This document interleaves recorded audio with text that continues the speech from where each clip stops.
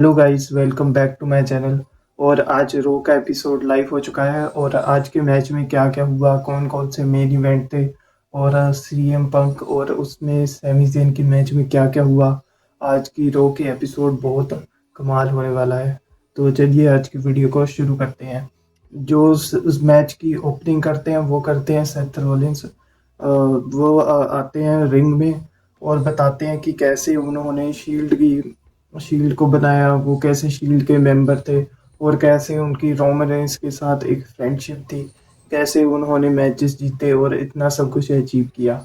और वहाँ से ही आ जाते हैं एल ए नाइट आते हैं और वो कहते हैं कि कैसे ब्लड नाइट ने उन्हें बार बार बीच में रोका, उन्हें मैचेस नहीं जीतने दिए। और उन्होंने बताया कि कैसे सेथ रोलिंस को तो बार बार मैचेस के चांस मिलते रहते हैं, उन्हें री मैचेस मिलते रहते हैं, पर एले नाइट को वो मौका कभी नहीं दिया गया। तो एले नाइट बताते हैं कि मुझे भी चांस मिलना चाहिए एक री मैच का फॉर वर्ल्ड चैंपियनशिप वगैरह। तो सेथ रोलिंस बताते हैं कि अगर मैं रोमन रेंस को हरा देता हूँ समर स्लैम में तो तुम मुझे चैलेंज कर सकते हो और मैं तुम्हारा चैलेंज जरूर एक्सेप्ट करूँगा चैंपियनशिप के लिए। तो दोनों में बात चल रही होती है तो इतने में से पीछे से आ जाते हैं जिमी यूसो। तो जिमी यूसो पता नहीं क्यों उसको एले नाइट को सुपर किक लगा देते हैं और पीछे से चले जाते हैं, उन पर अटैक कर देते हैं और अपना पिछली स्मैकडाउन का रिवेंज भी पूरा कर लेते हैं। तो देखते हैं ये स्टोरी कैसे जाती है। दूसरे मैच की बात करें तो दूसरा मैच आता है ब्रॉन ब्रेकन और ऑस्टिन थ्योरी और स्ट्रीट प्रॉफिट विजन और स्ट्रीट प्रॉफिट का वर्ल्ड टैग टीम चैंपियनशिप के लिए रो में मैच होता है। तो इस मैच में जो वैसे ही सिंपल मैच होता है, बेसिक मैच होता है वैसे ही होता है, पर इसमें लोगन फॉर फिर से इंटरफियर करने के लिए आ जाते हैं। वो अपने ब्रास नकल ऑस्टिन थ्योरी को देते हैं पर ऑस्टिन थ्योरी उनको मारने के लिए जाते हैं, पर वो ऑस्टिन थ्योरी कुछ कर नहीं पाते। और इस मैच में क्या होता है कि फिर लोगन पॉल के इंटरफेयर के बाद वहां से आ जाती है मैक्सीन डुपरी क्या करती है, जो टोकिंग होते हैं उन्हें लो ब्लो दे देती है और विजन जो होते हैं वो जीत जाते हैं फिर से अपने वर्ल्ड टैग टीम चैंपियन, और स्ट्रीट प्रॉफिट हार जाते हैं उनसे चैंपियनशिप। तो ये देखते हैं कि मैक्सिम डुपरी और ऑस्टिन थ्योरी की ये जो स्टोरी इन्होंने अभी बना दी है वो कैसी जाती है और इन सब की फ्रेंडशिप कैसे होती है, इन सब की इंटरेक्शन वगैरह कैसे होती है। तो अभी जो वर्ल्ड टैग टीम चैंपियनशिप है वो जा चुकी है फिर से विजन के पास, तो वो अभी स्ट्रॉन्ग दिखती नजर आ रही है विदाउट विजन। तो अगला मैच जो होता है वो होता है सोल रूका का और रकेल रोड्रिगस का। तो दोनों में मैच होता है इंटरकॉन्टिनेंटल चैंपियनशिप के लिए। और दोनों में जो बेसिक मैच होता है वही होता है, इसमें भी कुछ ज़्यादा खास नहीं होता है। डब्ल्यू की बुकिंग आजकल ऐसे ही हो गई है।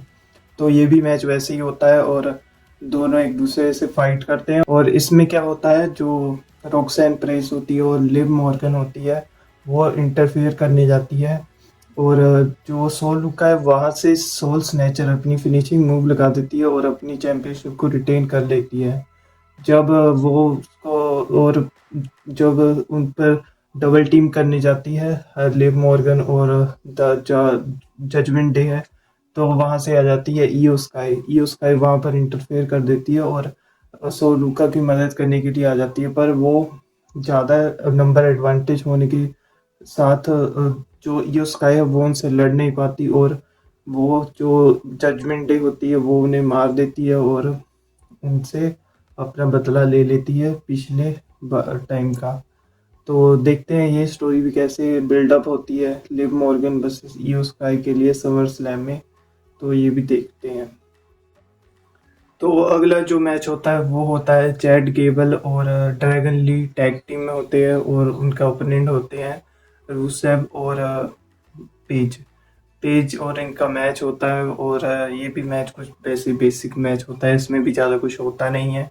लेकिन एंड में जब रूसेव लगा देते हैं उनको अपनी फिनिशिंग मूव सबमिशन मूव और वो मैच जीत जाते हैं और चैट गेबल और ड्रैगन ली इस मैच को भी हार जाते हैं। तो इसमें भी कुछ इतना कुछ खास नहीं हुआ और बैक स्टेज सेगमेंट आता है जो होता है द जजमेंट डे। और डैनहाउजन के बीच में। बस उनकी वैसे फ्यूड चल रहा है कि वो कैसे उन्हें परेशान कर रहे हैं और डैनहाउजन भी कैसे इंटरफेयर करते रहते हैं उनके मैच में। तो ये भी एक बैक स्टेज सेगमेंट दिखाया गया था। तो इसके बाद जो आता है वो आता है सबसे बढ़िया मैच इस पूरी रो का, जो होता है मेन इवेंट।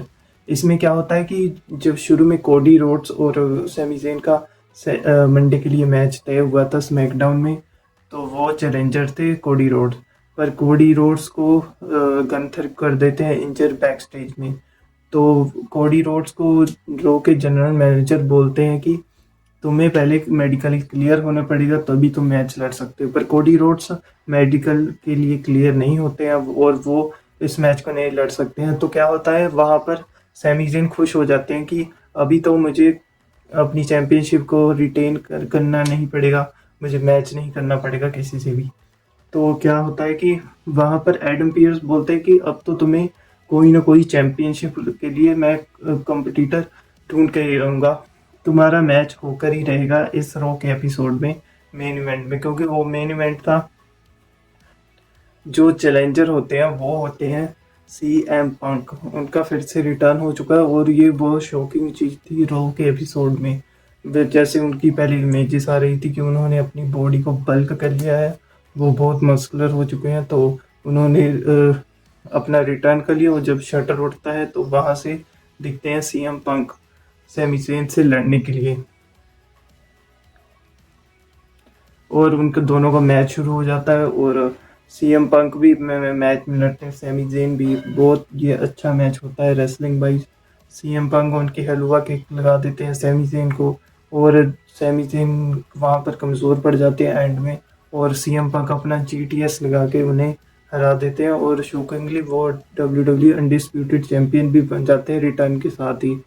तो ये देखा जाए तो स्टोरी की वाइज बढ़िया है। CM पंक और कोडी रोड्स ये लोग समर स्लैम में कराना चाहते हैं, पर ये सैमी ज़ेन की तरफ से देखा जाए तो उनके लिए बुरा है। वो बंदा अभी एक हफ्ता ही हुआ था उसे, और उसे WWE चैंपियन भी नहीं बनने दिया गया।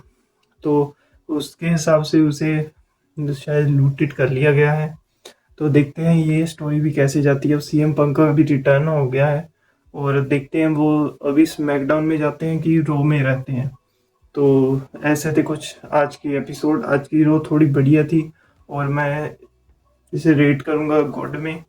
तो आपको वीडियो अच्छी लगी तो लाइक कर देना, चैनल को सब्सक्राइब कर देना। मिलते हैं आपसे अगली वीडियो में। Thanks for watching, bye.